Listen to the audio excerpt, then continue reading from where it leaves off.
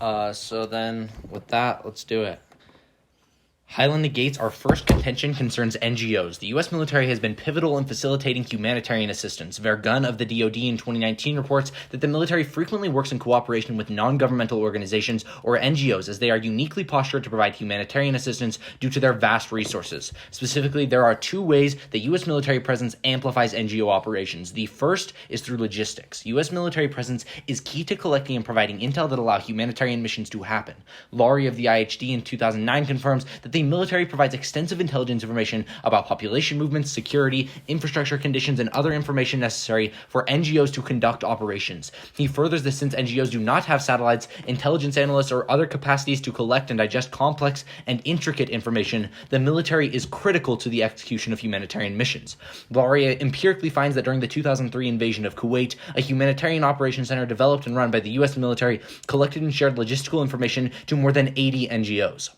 The second way is by providing security. Without a dominant military presence, NGOs would be at a serious risk. Penner of the Small Wars Journal in 2013 confirms that NGOs are not security-oriented like the military is. As a result, they are unable to protect themselves in violent environments, resulting in failed missions. Fortunately, U.S. military cooperation with NGOs has secured operations and brought about the completion of missions and protections of all critical infrastructure. O'Donoghue of the JCS in 2019 confirms that the U.S. military gives security to NGOs in all aspects of humanitarian projects, from securing aid supplies, main shipping routes, protecting relief distribution centers, and delivery to facilities like medical clinics where the aid is used. The military protects and ensures humanitarian missions are completed. It is for these two reasons that Laurie writes that without U.S. military presence, NGOs would be unable to provide support in areas of dire need. The impact is preventing a humanitarian crisis. Absent logistical support and protection from the military, NGO operations would fail. The OCHA in 2017 terminalizes that humanitarian partners continue to respond to rising displacement and provide basic assistance to families in new areas. To date, emergency response packages of food, water, and medical kits have been distributed to cover the immediate needs of more than 2 million people. Absent military presence, the millions who rely on NGOs and our military are left without basic standards of living. Our second contention is Lilypads. When the U.S. military leaves, they empirically transition to distributed strategies. Grossman of the World Dialogue in 2009 writes that a reduction in military presence brings about what is known as a Lilypad strategy, where U.S. military functions are turned over to private military contractors or PMCs.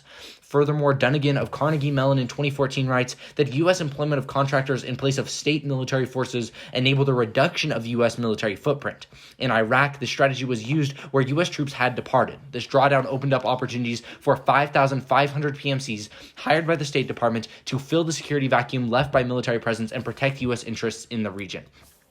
There are two ways that PMCs escalate conflict. The first is by exploiting the conflict. PMCs threaten state military interests by controlling national intelligence. Bowers of Global Research in 2011 confirms that by bringing PMCs into the picture, the military itself becomes weakened due to reliance upon private contractors to gather intelligence. Intel is the most important aspect of warfare as it distinguishes intensity of conflict and direct combat operations. As a result, PMCs use this information to exploit areas of intense conflict, and because they profit when the U.S. goes to war, they encourage intense military conflict abroad. The second way is through instability. Russell of the IFRI in 2009 writes, the stability is undermined by the presence of non-state actors like PMCs that introduce unpredictability into conflicts with rogue state actors. The Global Policy Forum in 2013 empirically confirms that the biggest conflicts arose in Iraq due to a lack of oversight on PMC operations. The impact is spiraling warfare. High usage of these PMCs cause exponential conflict. Russell confirms that it is very easy for conflicts with PMCs to quickly escalate because strategic stability is undermined by the presence of non-state actors that introduce unpredictability and miscalculation into relationships between antagonists.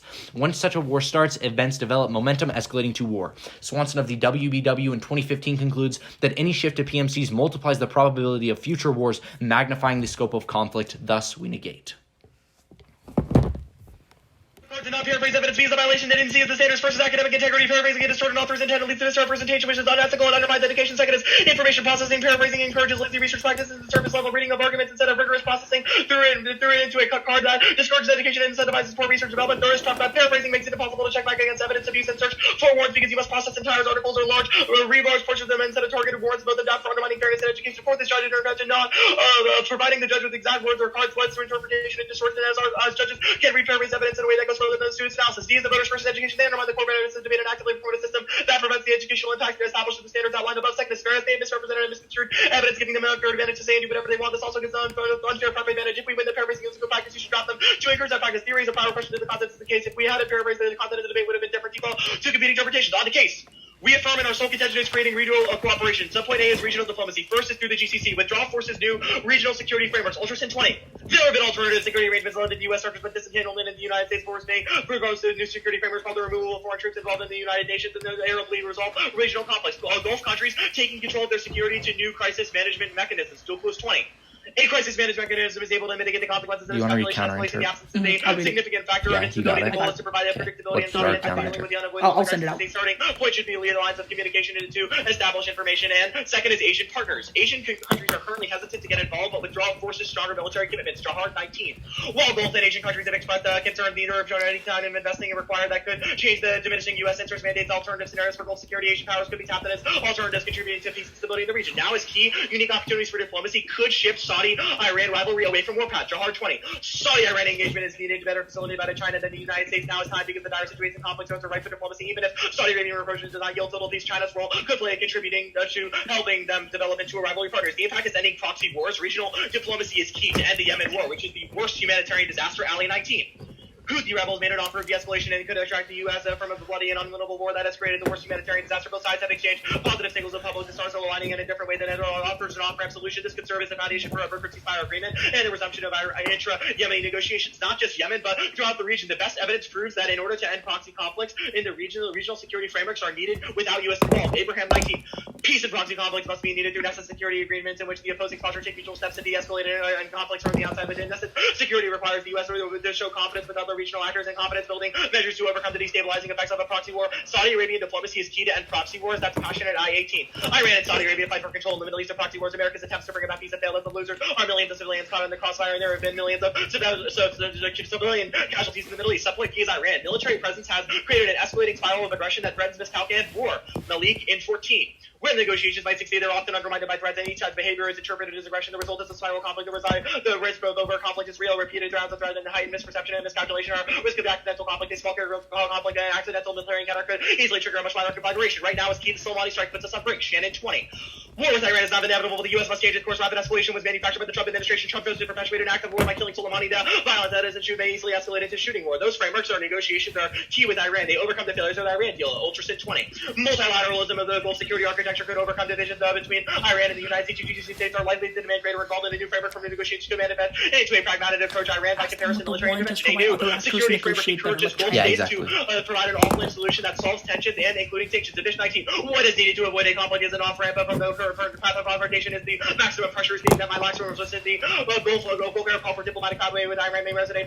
Dialogue with Iranian parties would de-escalate, and expanding the discussion of maritime security could yield compromises for sanction relief. Even conventional war would be disastrous. Trump 18. War would be carried out over the Middle East and internationally involving millions of civilians. Even a nuclear weapons trying to use conventional war would be contributed to a Chernobyl type disaster with extension radioactive fallout.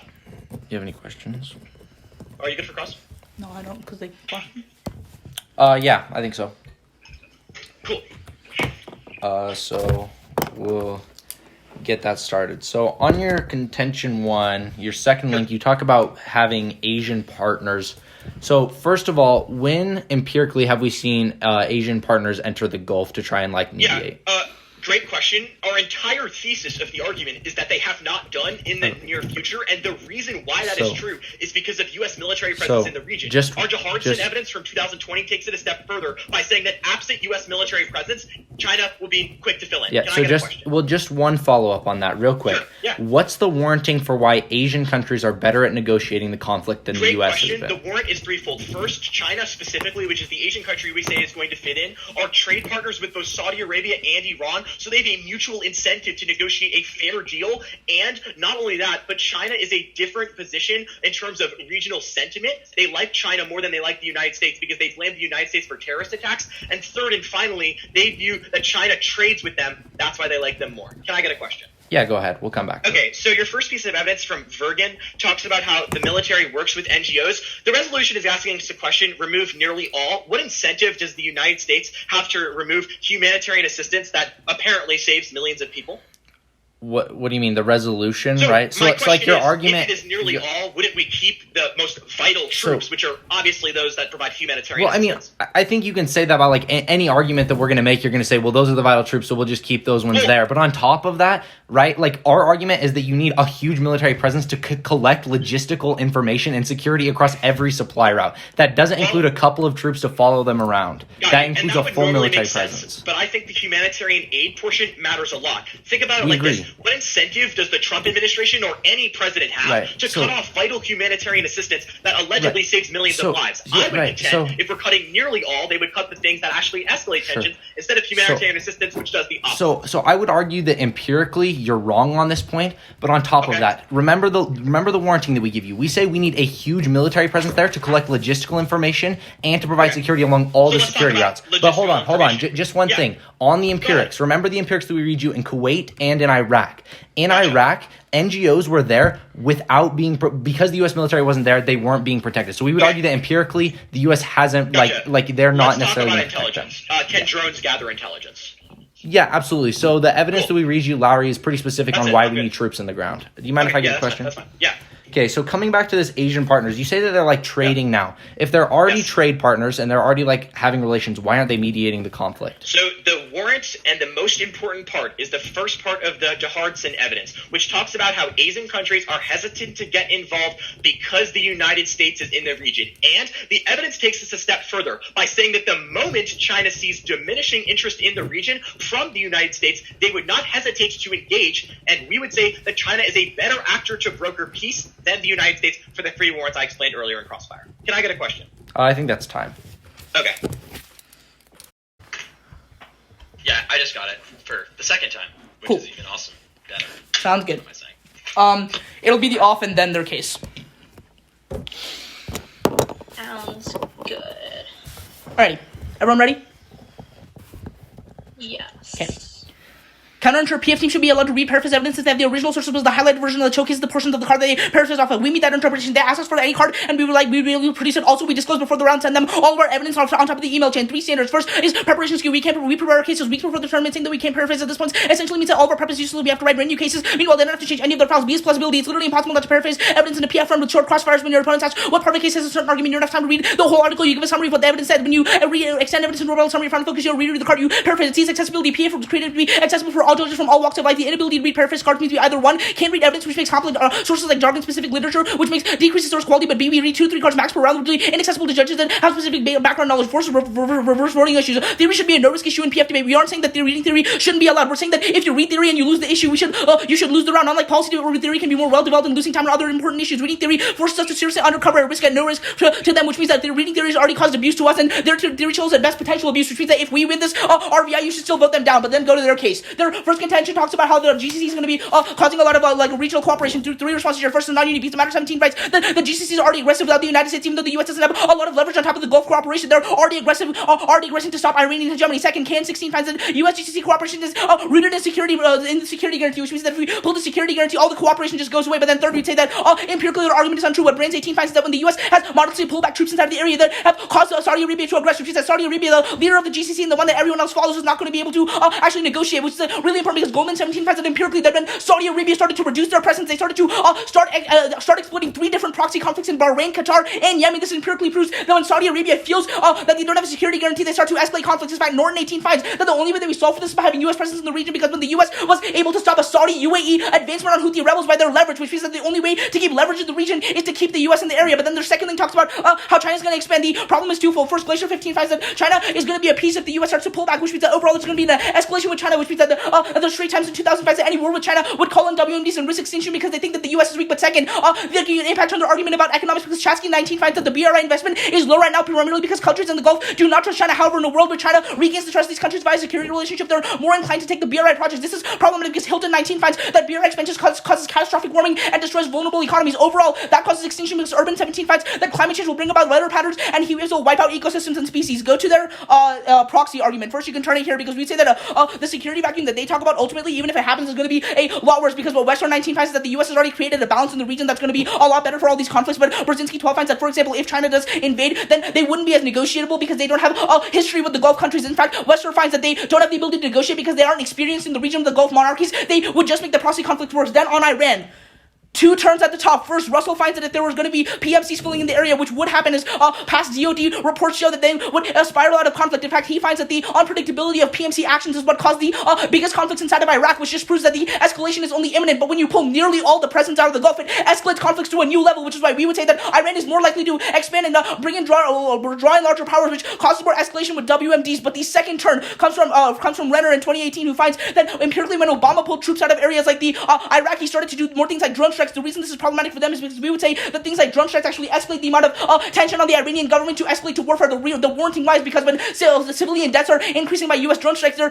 more pressure on the Iranian government to respond to drone strikes from the U.S., which means that overall the escalation factor is a lot higher on their side, because there's two independent reasons as to why there's a higher risk of miscalculation when the U.S. as a state actor is not involved, but things like non-governmental actors like PMCs and things like drone strikes are going into the region. But then on this idea that the war is going to escalate anyways, it's not only because CBS finds in 2010 that we have bases in areas like Afghanistan anyways, which means that if Trump really wanted to escalate war with Iran, he would literally just launch attacks from Iran. But second, the Washington or Keel 20 finds that there's no way that Trump and Iran are going to go to war anyways because of coronavirus. They're both too preoccupied with domestic issues and domestic policy. They just won't escalate internationally.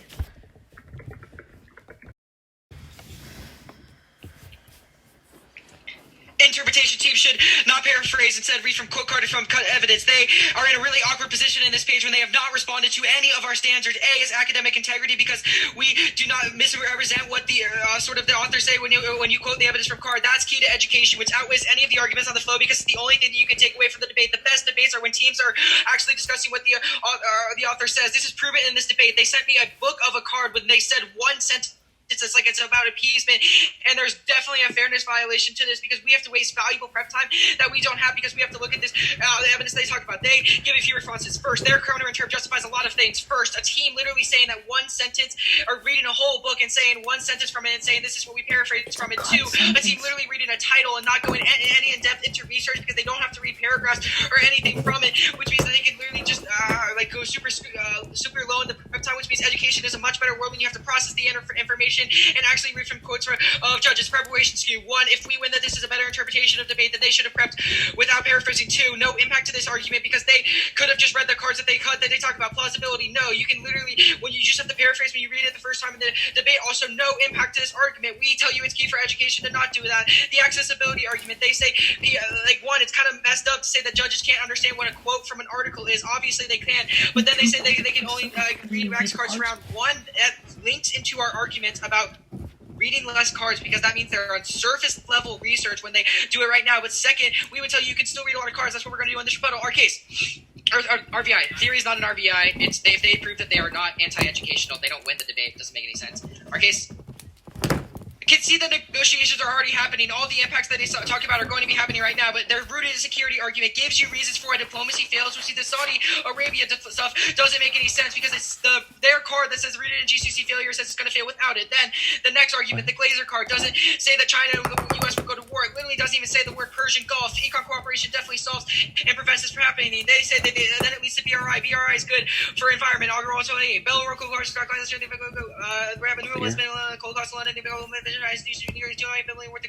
Which means they're shifting to it's actually good for the environment. They say that China doesn't have the ability to negotiate. No, our John and Art evidence is post-stasis evidence that says they does, because they're allies of both countries.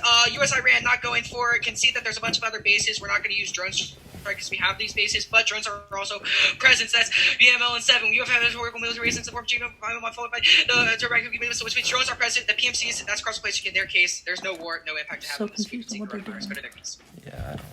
At the top of humanitarianism, 1, it fails. That's Smith in 12. U.S. forces were prepared for peace, giving U.S. military ill force to actually face the attack is not going to reverse. Mark that card at reverse. Also, second, the resolution calls for nearly all, which means we will still have troops in the region in order to actually provide this humanitarian system. No cards they read in this debate say a big issue is needed. Third, a framing issue. If we win, that China comes in and solves regional diplomacy, we don't necessarily need the humanitarian system that they talk about. The first argument, about intel. We get it from other countries. That's Sovereign 20, but it can still benefit from the hours and purchase sellers for links. And Oregon's on for example, for good efficiency. No reason we can't just give it to them. The security argument nearly all definitely solves because we still have troops in the region, which means none of this happened. And on the impact, turn it. Humanitarian intervention leads to internal wars and genocide, moral hazard theory, Seeker. And 9, providing incentives for internal wars, justifying moral hazard outside, support them to violence and changing governments, consider a recommendation for the Iraq guys, Iraqis, PMCs. About NGOs. PMCs are high now, and U.S. forces are worse. That's London Minute 14. American military enclaves are behind the Jordan of the occupied nation. Definitely ways prevent courts from judging murdering great grown upon permanent occupations and harm the most PMC supplement military forces. Second, PMCs are military presence. That's green and 15. Use private military contractors to go shortly in the past year. The DoD and State Department no shots to create land accused contractors. TOC to contractors make up 80% of the military presence in Iraq. The contractors predicated an estimate around 60% of the total military presence. No, not reading the Hearst card, but obviously presence increases the use of PMCs because they have bases, things like that. Alrighty. Is everyone good? Mm-hmm. Okay. So I want to talk about the shell, right? So, just like help me understand why should theory not be a no risk issue in PF? Well, because you responding to the theory is, you're proving, let's say you win, you proved that you are not anti-educational, right? Right. If you prove that, you obviously don't, win the debate, right? Well, the reason why we say we should is because theory, in public forum, there are time constraints, right? Which means that there's a distinction between reading theory in LD or reading theory in policy, because you have, the NC, where you have a lot of time to do that trade-off, but in public forum, you have 3 minutes, especially if this was read later, to kind of contextualize a theory position. So why should theory be a no-risk issue? Well, again, even if there are sort of time arguments in PF, it shouldn't be, or if you prove that you are not anti-educational, then, I don't know why that's a reason you win the debate. Sure, it's okay. Here, think about it this way. I get what you're saying. I get what you're saying. Second question on the theory. We disclosed, and, cool. so you can check all of our EV throughout. Why is that a problem, then, if you see that we've quoted throughout? Sure. So this Glazer card, you said in rebuttal, Persian Gulf, it appeases China, and that causes conflict. Yeah. The card is, multiple paragraphs. The word Persian Gulf, I don't think is in it. I have to read this whole entire card to find a problem with it, when you can just read our quotes. Right. But what I'm saying is that I rebutted without reading cards. I gave a analytic rebuttal, without paper, because that's how I rebuttal. So how do you solve for, are you saying all debaters should have to read cards in every single speech? Is that your interp? When they first introduce it, yes. So every constructive should read? Yeah. If you read a new card in rebuttal, you should have to read the card. Okay, sure. So, but even if you give less responses, right? Yeah. That's as long as you're giving true responses with the author. Yeah, that's sure. good. You also read this on us after case. So this Glacier link or whatever, this Glacier link wasn't what we linked into when you first read it, right? So why it's an example. Yeah, sure. An example. But why is the theory good for our case though? Why is it good to why is the violation pertaining to the case? Either way, you violated it. It's an interpretation of the debate. I think for case, it's also good because during rebuttal, even if you sent us your case, I still have to read through a lot of things. Also, your counter interpretation is not send out cases, right? It's about an interpretation for your debate. So, right. It's not just this debate. There is. We say you should prove abuse, though, right? That's our argument, is that you haven't necessarily proved abuse from our case, which is what you linked us to. We disclosed, you can check. We even told you on Messenger that we quote the entire time. The abuse is paraphrasing. You paraphrased. You admitted to that. Right. Then, just us having your case in this one instance does not resolve any of our offense because it's about interpretations for debate. It's a model of debate. Right. It's not what happened in this round. Okay. All right. Sounds good. That's about all across. Okay. Here. Okay, so it's just going to be on theory. That's it. Is everyone ready? Give me a second. Good.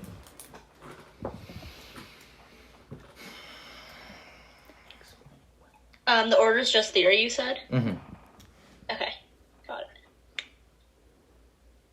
You're good to go. Perfect. So then with that, Start off by saying the counter-interp about offering sources. Remember that we disclosed and gave every single cut card, and our whole case is quoted. They could literally follow along with the cut cards as we read through our case and see exactly what we read every single time. There's no real difference here. But then on top of that, first they need to prove an actual abuse. Like Aruna points to in cross-examination, there was no actual abuse in our case. They don't link us later on. There's no reason they should have read the shell that early on. Second, we quote, so we would argue that they still could have followed our case along. There's no actual link to the standards that they gave you. Then they say that we don't respond to the unethical standards. There's a couple of problems with this though. First, their interpretation doesn't solve for the ethical standards. First, make it seem from actual. Wait. Sorry, I'm reading the wrong thing.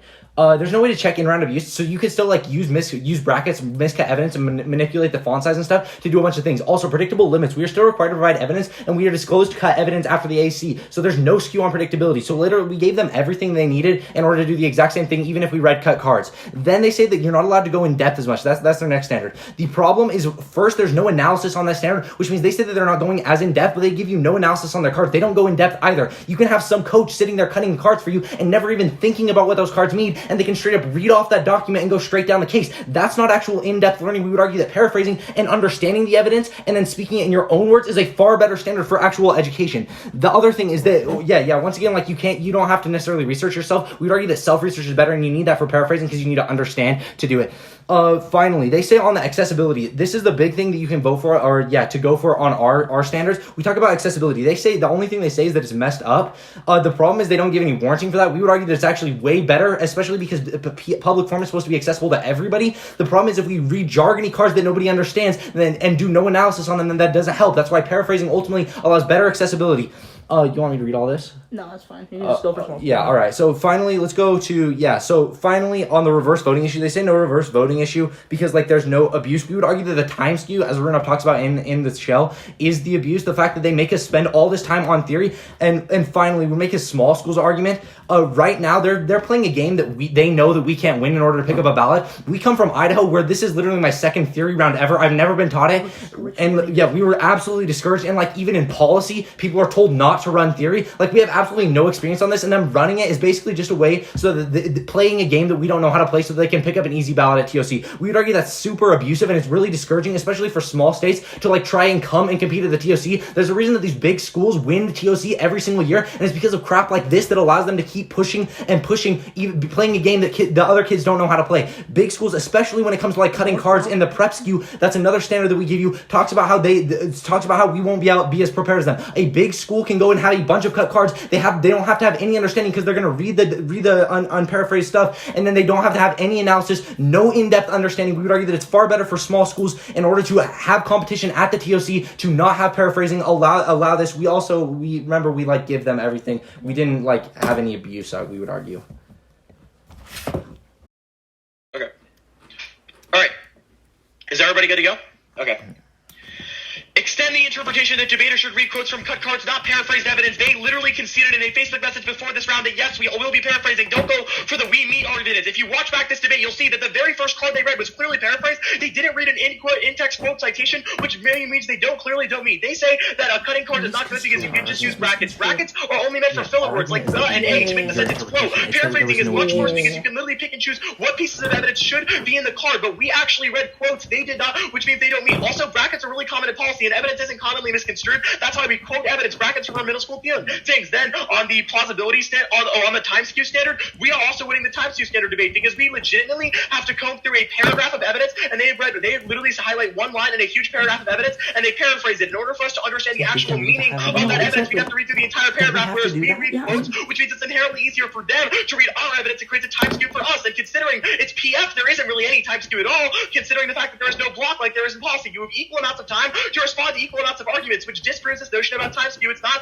a voting issue. But more importantly, on the plausibility argument, they have dropped the fact that parents can easily just read evidence, and quotes are probably easier for parents to understand instead of a debater's jargon. And there's also a competitive incentive to adapt per a judging basis. This is a new response, but they made new responses in first summary, so I believe it's justified. On the accessibility argument, we would say that we meet this interpretation simply because of the fact that quoting evidence is still accessible. There's tons of guides online, and every opportunity to do it. Paraphrasing doesn't make it any more accessible. and it really hurts fairness, which is an independent voter. Even if you agree with their counter-interpretation, we would say that our interpretation their interpretation hurts fairness. They say self-research good. We did self-researching, no reason why paraphrasing solves. I answered the Times Square debate about on the small school debate, two things. One, literally 2 months ago, you asked me about a theory argument, and we would say the fact that like North Broward, we are literally the first school, we are the first team from North Broward in history to go for the gold TOC argument. Go to gold TOC. Didn't your team Did your win? team win? Didn't your team win policies? Proven by the fact that you asked me before. They have literally conceded all of our standards on this argument. They have conceded the academic integrity argument that ultimately paraphrasing can distort an author's intent and lead to misrepresentation, which is exactly what they've done by not quoting evidence. It's also good for information processing because paraphrasing, or bad for information processing because paraphrasing encourages lazy research practices. Education outweighs for a plethora of reasons. Firstly, you have to understand they have undermined the core benefits of debate by making this an unfair, uneducational environment and actively promote a system that distorts authors' intent and makes it unfair for them. They can literally pick and choose whatever they want to read. What? We can take education out of debate as a portable skill. That is, fairness doesn't really matter at the point where they make it uneducational through the fairness plethora. It's a portable skill. They have also conceded the judge intervention link, where we say that not providing the judge with exact words read leads to argued interpretation, and theory is a prior question to the case. On the RBI stuff, theory is not a reverse voting issue. You don't win the debate for proving that you are unfair and anti-educational, but you should lose the debate if you are. RBIs are bad. They also discourage theories and opposite to check back in-round abuse against abusive debate practices that harm the quality of the activity. Literally, there is no RBI here. RBIs are terrible, discourage and effective use. Any standard that we are winning is a reason to vote negative. Paraphrasing is a bad norm. So, I just want to start off on this whole prep skew thing. You say that we can send you like this big block and you have to like read it all, and then that's a bad time skew for you, right? Yeah, so the reason that's true is we send you quotes and say exactly what we read. You send us paraphrased evidence with highlighting and then stuff in the paragraph that we have to read to understand what that sentence is saying. Well, hold on. We sent you cut cards the exact same as what you sent us, right? Yeah, so, but the difference is we read quotes from our evidence. You did not quote your first card. Yeah, you can get it. And I think, again, another thing that this debate kind of boils down to is we're not saying that like what you did was misconstrued evidence or all this stuff. It's about a model for debate. Right. Paraphrasing justifies a team handing over a book and being like, hey, this is what we paraphrased. That is something that is allowed in your interpretation. Also, a team handing you a title of the article and being like, this is what the author says. Right, but you don't process any of the information. Our argument, though, is that it is not a good practice to discourage teams that don't link into abuse, and especially teams that are from, like, small estates. Like, you even make the argument, we asked you about theory because we genuinely didn't know how to handle it when we would come to the TOC, and now we're hitting you guys on theory right now. Yeah, we can talk about that. You asked about it for your Idaho State tournament, which I thought was a great idea, right? And that just proves that small schools can access a plethora of information from teams that debate theory. Right. Which is precisely what you did, which proves that you can debate theory. You literally gave an incredible rebuttal on it. Right. So clearly it's possible. But the reason why is because we are actively discouraged in our states by our circuit, who are very traditional, to do this, which means that we will probably be the only team for a long time from our state that comes to this tournament, and we are the second team from Idaho to do gold PF and even win more than one round, which just proves that the external the things that we had to go through to learn how to debate a team like you is problematic in the first place. Other teams that watch this round are going to be more discouraged to come and debate at the TOC because they don't want to learn, and they're not going to be using it in local circuit tournaments, but they're not going to come back to this tournament because teams like you start to read theory on teams that are inexperienced, and you know that. That's our argument. It's just, well, one, it's like we just read it for willy-nilly. We think paraphrasing is a good practice. If we win that, we think we should win the debate. Right. Yeah, we get that. We get that. We're just saying that it's really terrible because small schools are just going to get pushed out so big schools can dominate. We think it's just an argument. Yeah. We do think it's a problematic argument. We think it's a bad argument. If you guys have any questions, you can ask. Yeah.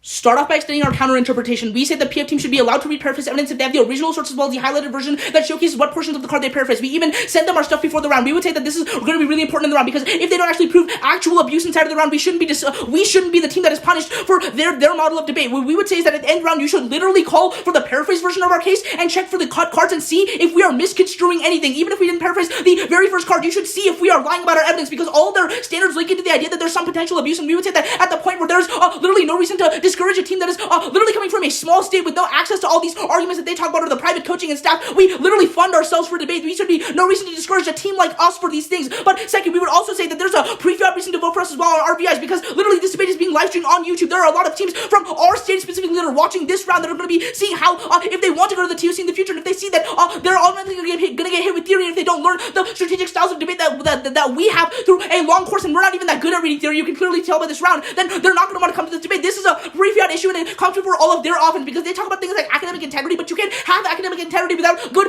diverse ideals. The only reason that the TOC becomes diverse in the first place, and we give things like at-larges, is because we need teams that come from small states to actually engage in things like the TOC, but teams like North Broward actually discourage that. And in fact, they even say that they're like really good. They did like they're the first team from they're the first team from their school like to come into the TOC and do really well. Their team literally won the policy tournament last year. There is no reason to believe that they don't have access to like the best abilities to debate things like pre-fiat issues and theory issues inside of debate. We would say that there's a big reason to vote for us here, because what we say is that the accessibility argument is key, because we say that things like debate should be accessible for all other judges. Remember, they only go for this idea that there's going to be academic integrity lost, but our argument at small schools that is super undercovered in the last summer is going to lose them the debate, because the only way that you make sure that small schools get access to tournaments like the TOC is you make arguments inclusive enough. They specifically are playing a game that they know that they can win and they can out-debate us on, which is really bad for educational ethics and also bad for fairness. That's the two reasons you should vote for us really clearly, but also we would say that their entire argument about RVIs being bad, that is like saying that we should have no RVIs in their model of debate just encourages frivolous debate or frivolous theory, which is also bad.